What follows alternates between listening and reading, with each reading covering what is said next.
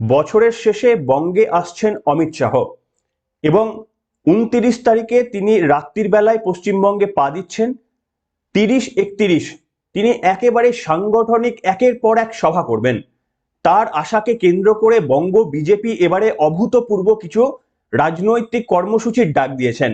যেমন তিনি আসলে তার কনভয়ের আগে এবং পেছনে 5,000-এরও বেশি বাইক বাহিনী থাকবে। জানান দেওয়া হবে যে এবারে অমিত শাহ বাংলায় পা দিতে এসেছেন শুধুমাত্র কয়েকটা সিট বাড়ানোর জন্য নয়, পশ্চিমবঙ্গের মসনদ দখল করার জন্যই অমিত শাহ আসছেন। এবং এই 19 তারিখে অর্থাৎ 2025-এর একেবারে শেষের লগ্নে এই যাত্রা তার নবান্নকে নবান্ন দখলের যাত্রা হিসেবে বিজেপি কার্যত চিহ্নিত করে রাখতে চাইছে। গতকাল এই বঙ্গ বিজেপির একটা পুনর্মিলন একটা সভা হয়েছিল, যেখানে মূলত আদিদের ডাক পেলেও মূলত আদি যারা বঙ্গ বিজেপি তাদেরকে সেখানে ডাক দেওয়া হলেও নব্য বিজেপিদেরও সেখানে যারা গিয়েছেন সেখানেও আমন্ত্রণ জানানো হয়েছিল। সেখানে একটা অদ্ভুত ঘটনা ঘটেছে, রাজ্য রাজনীতিতে একটা অদ্ভুত ঘটনা ঘটেছে। যদিও মমতা বন্দ্যোপাধ্যায় পন্থী যে সমস্ত পশ্চিমবঙ্গের মিডিয়াগুলো রয়েছে তারা এই খবরটিকে অন্য আকারে প্রকাশ করছে। যেমন হিসেবে আমি আপনাদের সামনে একটা খবর দেখাচ্ছি, পত্রিকাটির নাম আমি বলছি না, আপনারা সহজেই অনুমান করতে পারবেন। ভবিষ্যতে কোনো সভায় আপনি এ কথা বলবেন না, প্রকাশ্য মঞ্চে শুভেন্দুকে শাসন করলেন রাজ্য বিজেপির অভিভাবক শ্রমিক ভট্টাচার্য রাজ্য বিজেপির সভাপতি শুভেন্দু অধিকারীকে বলেছেন যে প্রকাশ্যে আপনি এই মন্তব্য আর কখনো করবেন না। পুনর্মিলন সভাতে শুভেন্দু অধিকারীকে এই বক্তব্য বলেছেন। কিন্তু যে যে প্রেক্ষিতে এই খবরটি প্রকাশ পেয়েছে বেশ কিছু পত্রিকায়, আসলে কি হয়েছে জানাবো, কিন্তু শ্রমিক ভট্টাচার্যের এই বক্তব্যটা শোনাবো ঠিক এই জায়গাটাতে। শুনুন। রাজ্যের বিরোধী দলনেতা যিনি কুচবিহার থেকে কাকদ্বীপ পর্যন্ত তৃণমূলের এই আগ্রাসনী রাজনীতির বিরুদ্ধে চোখে চোখ রেখে লড়াই করেছেন এবং আমার আগে তার বক্তৃতায় তিনি বলেছেন তিনি দপ্তর ছেড়ে এসেছেন, তিনি আমন্ত্রণে এসেছেন, এগুলো সবই অতীত। আমি আমার অনুজ প্রতিমের কাছে আহ্বান করব বা আবেদন করব যে ভবিষ্যতের কোনো মিটিংয়ে তিনি এটা বলবেন না, কারণ তিনি বিজেপিতে সম্পৃক্ত হয়ে গেছেন।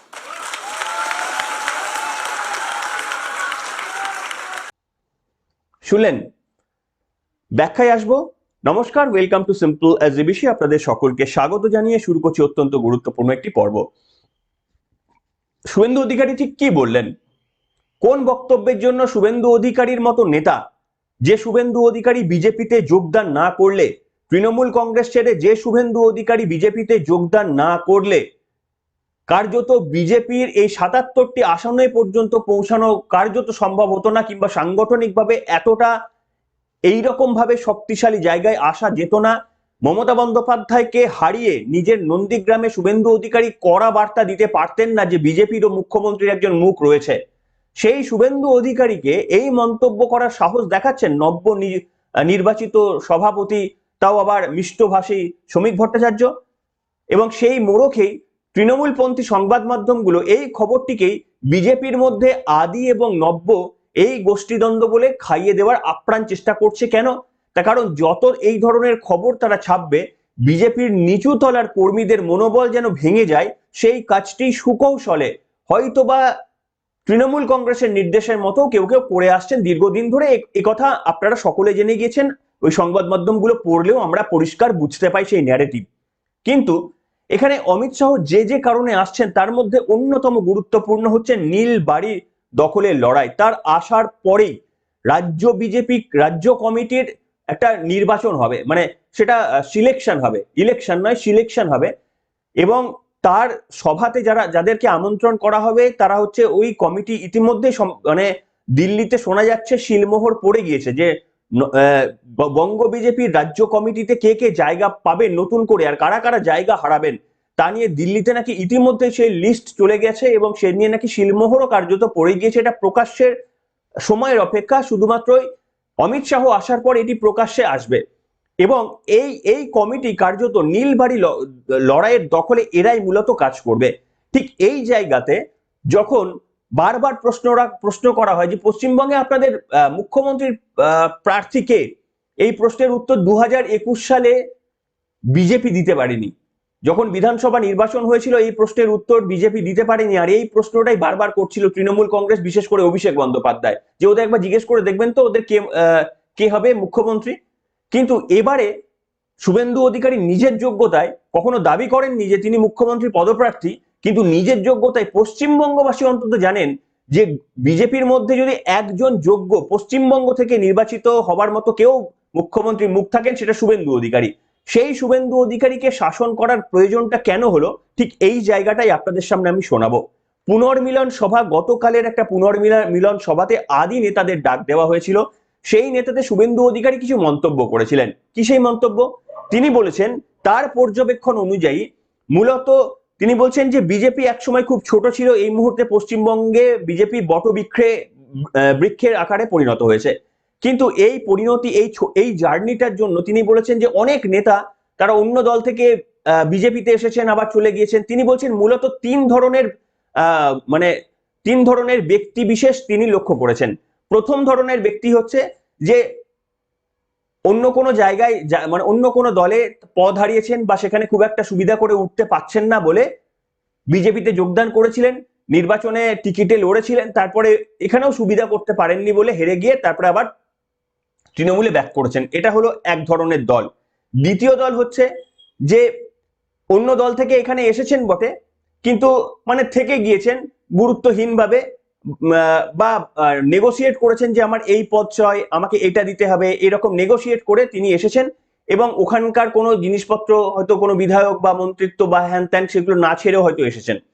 তৃতীয়, তিনি বলছেন আরো একটা দল রয়েছে যারা ওখানে অনেক বড় বড় পদে ছিলেন, ওসবের কোনো মায়া না রেখে সবকিছু ছেড়ে দিয়ে জলাঞ্জলি করে সবকিছু পদত্যাগ করে এখানকার বিজেপি নেতৃত্বের আমন্ত্রণে তারা এসেছেন। তিনি নিজেকে সেই গ্রুপের মধ্যে ফেলেছিলেন এবং তিনি সেই বক্তব্যটা বলেছিলেন। আর এরপরেই এই বক্তব্যটা শোনাবো শুভেন্দু অধিকারী, কিন্তু এই বক্তব্যটাকে খণ্ডন করে দিলেন শ্রমিক ভট্টাচার্য, রাজ্য বিজেপির সভাপতি হিসাবে, একজন অভিভাবক হিসাবে। কিভাবে বোঝাবো আপনাদের সামনে, আগে শুভেন্দু অধিকারীর কোন বক্তব্যটা শুভেন্দু অধিকারী খণ্ডন করলেন, সেই শুভেন্দু অধিকারীর প্রথম সেই বক্তব্যর অংশটা এবার শোনাবো আপনাদের, শুনুন। ভারতীয় জনতা পার্টি ধীরে ধীরে ধীরে ধীরে পশ্চিমবঙ্গে আজ মহিরুহে পরিণত হয়েছে। ভারতীয় জনতা পার্টিতে অন্য দল থেকে অনেকে এসেছেন। এই আসার ক্ষেত্রে তিনটি কারণ মূলত আমার ব্যক্তিগত পর্যালোচনা। প্রথম কারণ হচ্ছে এক দলের নির্বাচনের সময় আসা, ভোটে লড়া, নির্বাচনে জেতা, নির্বাচনে জিতে পালানো, অথবা হেরে আবার ব্যাক টু দি প্যাভিলিয়নে যাওয়া। আরেক দলের উদ্দেশ্য, আরেক গ্রুপের উদ্দেশ্য থাকে যখন অন্য দল তার কাছ থেকে সব কেড়ে নেয়, তার রাজনীতি করার সুযোগ থাকে না, তখন সে অন্য দলের কাছে আশ্রয় চায়, অন্য দল তাকে মেম্বারশিপ দেয়, তার যোগ্যতা অনুযায়ী কাজে লাগে। আরেকটা গ্রুপের মধ্যে থাকে নিজে দল ছাড়ে, সব পথ ছেড়ে দল ছাড়ে, কোনো কিছু না পাওয়ার উদ্দেশ্য না নিয়ে রাজনৈতিক দলের পরিবর্তন ঘটে। আমি মনে করি আমি সেই তৃতীয় গ্রুপে পড়ি। 5টা দপ্তর ছেড়ে, 3টে বড় ব্যাংকের চেয়ারম্যান ছেড়ে আমি ভারতীয় জনতা পার্টিতে এসেছি। ভারতীয় জনতা পার্টিকে আমাকে আমন্ত্রণ করেছেন যশস্বী নেতা অমিত শাহজি, আমন্ত্রণ করেছেন তৎকালীন রাজ্য সভাপতি দিলীপ বাবু, আমন্ত্রণ করেছেন তৎকালীন সংগঠনের সাধারণ সম্পাদক সুব্রত চ্যাটার্জি আমন্ত্রণ করেছেন, তৎকালীন অবজারভার কৈলাস বিজয়বর্গী আলোচনা করেছেন, এবং অনেকেই পালিয়েছে। শুভেন্দু অধিকারী পালানোর লোক নয়। 11 সালের আগে আমার লক্ষ্য ছিল সিপিএম যাক, আমি সেই লক্ষ্য পূরণ করতে পেরেছি নন্দীগ্রামের সেই শহীদ পরিবারকে নিয়ে। আজকের আমার কমিটমেন্ট, পার্টি যদি বলে যে তুমি লড়বে না, শুধু প্রচার করো, সেটা করতেও আমি রাজি আছি। সময়ের ডাক, মমতা যাক। আর বিজেপি 20-25 যত রাজ্যে জিতুক না কেন, বাঙালির তৈরি করা ডক্টর শ্যামা প্রসাদ মুখার্জির বাংলা যদি না যেতে, বিজেপির যে বৃত্ত সম্পূর্ণ হতে পারে না, পারে না, পারে না। শুনলেন শুভেন্দু অধিকারী যা বলেছেন, অ্যাকচুয়ালি ঠিক বলেছেন এবং ফ্যাকচুয়ালি দিস ইজ কারেক্ট। এর মধ্যে কোনো এরর নেই, কারণ 2021 সালের আপনারা যারা এই যে যোগদান মেলা পর্বটা যারা দেখেছেন, তারা দেখেছেন যে তৃণমূল কংগ্রেস থেকে রাতারাতি হু হু করে বেনজল কিভাবে ঢুকছিল, এবং সেই জলগুলো কার্যত টিকিট পাওয়ার কনফার্মেশন পেয়েই তারপরে বিজেপিতে যোগদান করছিল। তারপর হেরে যাওয়ার পর একেবারেই আবার মানে সেই মমতা বন্দ্যোপাধ্যায় আমাদের নেত্রী, আমরা ভুল করেছি, তার বিকল্প হয় না বলে বিজেপিতে দম বন্ধ হয়ে যাচ্ছে বলে আবার উল্টো স্রোতে যখন বুঝতে পেরেছেন যে মমতা বন্দ্যোপাধ্যায়কে এত সহজে হয়তো এখান থেকে নাড়ানো যাবে না, আবার সেখানে চলে গিয়েছেন। তো শুভেন্দু অধিকারীর বক্তব্যের মধ্যে কোথাও কোনো ভুল পায়নি, কিন্তু এখানে অসাধারণ লেগেছে আমার শ্রমিক ভট্টাচার্যের যে স্ট্যান্ডটা। বিশ্বাস করুন, আপনারা হয়তো শুভেন্দু অধিকারীর যারা ফ্যান রয়েছেন তারা হয়তো কোথাও গিয়ে ভাবতে পারেন যে শ্রমিক ভট্টাচার্য এটা কেন করলেন। দেখুন, বিজেপি হচ্ছে একটা রেজিমেন্টেড পার্টি, তৃণমূল কংগ্রেসের মতো একটা ঘরোয়া কেন্দ্রিক একটা রাজনৈতিক দল নয় যে আমি যা ঠিক করে দেবো আজকে রাতের মধ্যে ওটাই সব হবে, আমার কোনো পার্টি কনস্টিটিউশন বলে কিছু থাকবে না, আমার কোনো আমি যেটা মুখে কথা বলবো ওটাই রুল। যদি কোনোদিন থাকেও কোনো কনস্টিটিউশন, সেটা আমি যদি মুখে বলি সেটা রাতারাতি চেঞ্জ হয়ে যেতে পারে। এরকম রাজনৈতিক দল তো সিপিএমও না, কংগ্রেসও না, আর বিজেপিও না, তৃণমূলই একমাত্র এরকম ঘরোয়া একটা রাজনৈতিক দল একটা। তো সেই কারণে রেজিমেন্টেড পার্টি হওয়ার জন্য রাজ্য বিজেপির পোস্টটা কিন্তু মানে সাংগঠনিক দিক থেকে অনেক গুরুত্বপূর্ণ। আর যদি আপনি বলেন যে কনস্টিটিউশনাল দিক থেকে, সেখানে কিন্তু শুভেন্দু অধিকারীর পোস্ট গুরুত্বপূর্ণ, কারণ তিনি বিধানসভার প্রতিনিধিত্ব করেন। কিন্তু সাংগঠনিক দিক থেকে শ্রমিক ভট্টাচার্যের গুরুত্ব শুভেন্দু অধিকারীর থেকে বেশি একটা রেজিমেন্টেড দলে। তাই শ্রমিক ভট্টাচার্যের নিশ্চিতভাবে শুভেন্দু অধিকারীর কোনো মানে মন্তব্যে মানে কারেকশন করার ক্ষমতা রয়েছে, কিন্তু তিনি অত্যন্ত মানে কি বলবো, মিতভাষী কিংবা সুমিষ্ট ভাষী বলতে পারেন, কখনো কটু কথা কাউকে বলেন না, নিজের চরম শত্রুকেও তো তিনি বলেন না।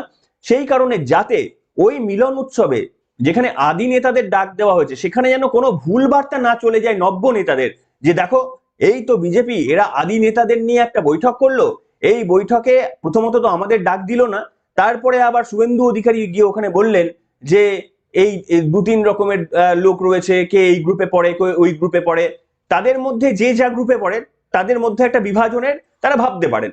শুভেন্দু অধিকারী ওই মিন করে বলেননি, তার উদ্দেশ্য ওটা ছিল না, কারণ তিনি বারবার বলেছেন যে আমরা এখন একেবারে সবারই উদ্দেশ্য একটাই আমাদের, সেটা হচ্ছে মমতা বন্দ্যোপাধ্যায়কে ক্ষমতাচ্যুত করা। শুভেন্দু অধিকারীর বক্তব্যে কোনো ভুল ছিল না, কিন্তু তার বক্তব্য নিয়ে এই যে সংবাদ মাধ্যমগুলো দেখলেন কাটা ছেড়াছেড়ি করতে শুরু করে দিয়েছে, সেটা যেন করতে না পারে। শুভেন্দু অধিকারীর অভিভাবক হিসাবে বললেন তিনি যে আমার অনুজ হিসাবে আমি এটাকে তার কাছে নিবেদন করছি কিংবা আবেদন করছি, পরের বার যেন শুভেন্দু অধিকারী এই ধরনের কোনো মন্তব্য তিনি না করেন, তার কারণ তিনি ইতিমধ্যেই বিজেপির রাজনৈতিক দলে সম্পৃক্ত হয়ে গিয়েছেন, তাও আবার অনেক দিন থেকেই। আরো একবার শ্রমিক ভট্টাচার্য শুভেন্দু অধিকারীর এই বক্তব্যের পর মাইক ধরে কি বলেছিলেন শোনাবো আপনাদের, অত্যন্ত গুরুত্বপূর্ণ। রাজ্যের বিরোধী দলনেতা যিনি কুচবিহার থেকে কাকদ্বীপ পর্যন্ত তৃণমূলের এই আগ্রাসনী রাজনীতির বিরুদ্ধে চোখে চোখ রেখে লড়াই করেছেন, এবং আমার আগে তার বক্তৃতায় তিনি বলেছেন তিনি দপ্তর ছেড়ে এসেছেন, তিনি আমন্ত্রণে এসেছেন, এগুলো সবই অতীত। আমি আমার অনুজ প্রতিমের কাছে আহ্বান করব বা আবেদন করব যে ভবিষ্যতের কোনো মিটিংয়ে তিনি এটা বলবেন না, কারণ তিনি বিজেপিতে সম্পৃক্ত হয়ে গেছেন।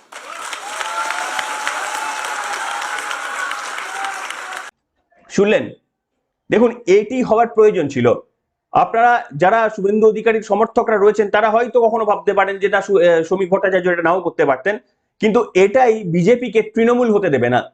এইটাই প্রয়োজন যে মমতা বন্দ্যোপাধ্যায়ের রাজনৈতিক দলেও যদি এইরকম কেউ একজন থেকে থাকতো না, তাহলে এই ওপেনলি চুরি করা কিংবা ওপেনলি এই ধরনের মানুষের মানে মহিলাদের ওপর কটূক্তি করার পর যে সমস্ত বিবৃতিগুলো তৃণমূল নেতৃত্বের কাছ থেকে আসে, একটা পিঠের শির দ্বারা সোজা করা একটা নেতৃত্ব থাকে না যে তাদেরকে এটা বলে দিতে যে ভাই এই কথাগুলো পাবলিকলি যদি বলো, ইমেজটা তো আমাদেরই খারাপ হচ্ছে, মানে ওই রাজা তোর কাপড় কোথায়, এই প্রশ্নটি মুখের সামনে মমতা বন্দ্যোপাধ্যায়কে বলে দেওয়ার মতো একটি সিদ্ধারা সম্পন্ন ব্যক্তি তৃণমূল কংগ্রেসে নেই বলে আমি মনে করি। যদি থাকতো তাহলে মমতা বন্দ্যোপাধ্যায় এত কিছু করার পরও না তার ইমেজটা তিনি রাখতে পারতেন। আজকে দেখুন, যে মমতা বন্দ্যোপাধ্যায় প্রথম দিন থেকে অগ্নিকন্যা হয়ে এসেছিল, আজকে জিজ্ঞেস করুন পশ্চিমবঙ্গের ঘরে ঘরে, এমনিও তো সোশ্যাল মিডিয়াতে কমেন্টগুলো দেখলেই বুঝতে পেরে যাবেন। কিংবা যে মমতা বন্দ্যোপাধ্যায়কে একসময় লড়াকু নেত্রী হিসাবে মানুষ বলেছিল, ভেবেছিল যে আমার ঘরের কোনো প্রবলেম হলে এই মহিলা সব থেকে আগে ছুটে আসে, সেই মহিলাকে দেখুন এখন তার উপর আত্মবিশ্বাসটা পশ্চিমবঙ্গের মানুষের ঠিক কোন তলানিতে গিয়ে ঠেকে গিয়েছে যে কোনো কোনো ঘটনাকে বিশ্বাস করা, এই রাজনৈতিক নেত্রীকে বিশ্বাস করাটা পশ্চিমবঙ্গের পক্ষে দুরূহ হয়ে গেছে। তার একটা কারণ হচ্ছে ওই রাজা তোর কাপড় কোথায় এইরকম বলার লোক মমতা বন্দ্যোপাধ্যায় পছন্দ করেন না। তার কোনো ভুল চোখের সামনে কেউ ধরিয়ে দিক, এটা মমতা বন্দ্যোপাধ্যায় কখনোই পছন্দ করেন না। আর সেটাই তার কারণ একটা রেজিমেন্টের দল নয়, তার হাতের তার নিজের সংবিধান। তিনি যদি মনে করেন যে এবারের পুজোতে আমি এমন একটা গান গাইবো যেটা সমস্ত পুজো প্যান্ডেলে ভালো না লাগলেও বাজাতে হবে, সবাইকে তাই করতে হবে। কন্যাশ্রীর গান যদি প্রার্থনা সঙ্গীতে স্কুলে গিয়ে বাজাতে হয়, তিনি এই নির্দেশও দিয়েছেন। যদিও সেটা মানুষের মনে আঘাত লাগে, ছাত্রছাত্রীদের মনে আঘাত লাগে, কিন্তু তিনি তোয়াক্কা করেন না। তার কারণ তাকে পয়েন্ট আউট করা, তার ভুলকে পয়েন্ট আউট করে দেওয়ার মতো একটি লোক তৃণমূল কংগ্রেসে নেই, সেই হিম্মত কেউ দেখাতে পারে না।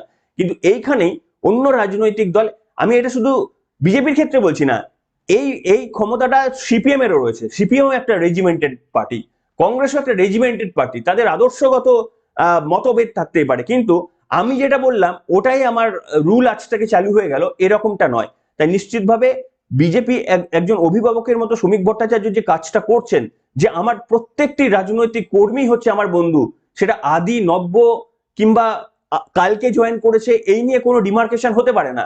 এটা তো আর কোনো জয়েনিং লেটার নয় যে এর আগে থেকে জয়েন করলে পেনশন পাবে বা এর পরে জয়েন করলে পেনশন পাবে না, এরকম তো নয়।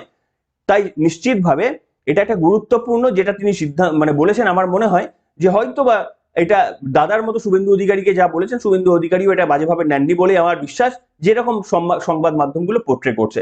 সবশেষে যে খবরটি বলে আমি আপনার বক্তব্যটি বলে শেষ করব, আমি আগেও বলেছিলাম যে এই মুহূর্তে বিজেপি তারা দেখছে বিগত তিনটি নির্বাচনে তাদের ফলাফলের অঙ্ক হিসাব করছে। অমিত শাহ ওই অঙ্কে কিন্তু পশ্চিমবঙ্গের নীলবাড়ির নকশা সেটাকে দখল করার লক্ষ্যে এগুচ্ছেন।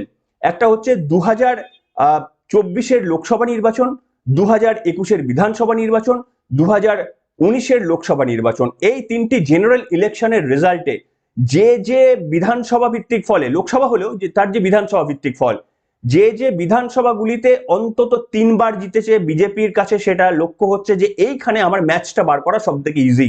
যে বিধানসভাতে 2টি জিতেছে সেটাও অনেকটা ইজি বলে বিজেপি মনে করছে।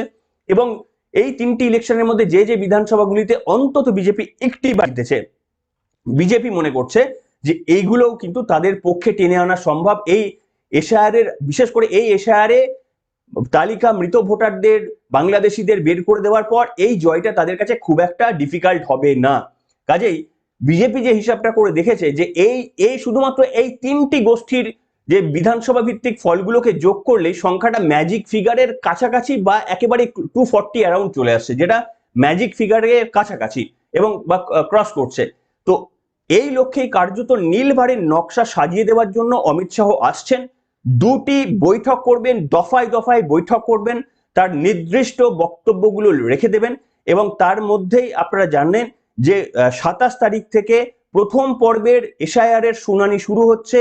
4,600 কেন্দ্রীয় কর্মচারীদের মাইক্রো অবজার্ভার করে এই রাজ্যে পাঠানো হয়েছে। মমতা বন্দ্যোপাধ্যায়ের সেই হুমকি যে ভাই আমরা দেখে নেব, ভোটের পরও তো তোমরা এখানে এই রাজ্যেই চাকরি করতে হবে, সেটা চলবে না। তার কারণ তারা কেন্দ্রীয় সরকার অধীনস্থ কর্মচারী এবং তারা মিনিমাম গ্রুপ বি লেভেলে কাজ করে, নট ডি নট সি, তারা গ্রুপ বি লেভেলের কাজ করে। কাজে তাদেরকে মাথা নুইয়ে দেওয়াটা অতটা সহজ হবে না। তাই আগামী দিনে পশ্চিমবঙ্গের রাজনীতি কোন খাতে বাহিত হয় সেটা অত্যন্ত গুরুত্বপূর্ণ।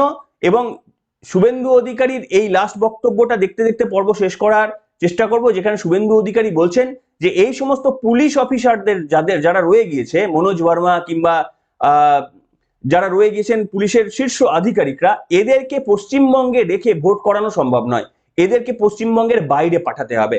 আমি জানি না অমিত শাহ আসার পর এই বক্তব্যটি এই আলোচনাটি তার মধ্যে হবে কিনা, কিন্তু এইটা যেটা বলেছেন শুভেন্দু অধিকারী, এটা হক কথার এক কথা। শুনুন তার বক্তব্যটি। শুনলেন?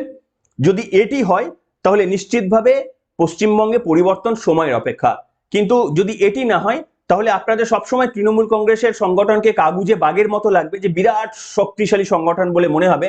কিন্তু এই ওপরতলার পুলিশগুলোকে সত্যি যদি রিমুভ করে দেওয়া হয় ইলেকশন ডিউটিস থেকে, শুধু নয় পশ্চিমবঙ্গে ভোটের সময় যদি এরা না থাকে না, তাহলে মমতা বন্দ্যোপাধ্যায়ের কাণ্ডারি এই এই ভোট সমুদ্রে পার করার মতো এবারে কোনো একটি মানে কোনো পশ্চিমবঙ্গের কোনো মানে সমস্ত সমর্থক মিলেও মমতা বন্দ্যোপাধ্যায়ের এই কাণ্ডারি পার করতে পারবে না।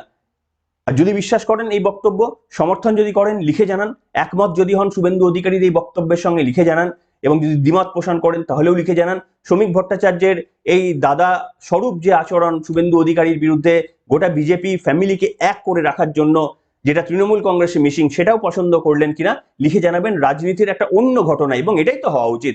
আমার দলের কেউ ছোট্ট মিস্টেক করলে আমি বলতে পারবো না, এটা তো নয়। এটা তো অগণতান্ত্রিক দলে এরকম হয় যেমনটা তৃণমূল হয়, কিন্তু বিজেপির ক্ষেত্রে যে এটা হয়েছে এটা জেনেও ভালো লাগছে। আপনাদের মতামতের প্রতীক্ষায় থাকলাম, এখনকার মতো এখানে শেষ করছি।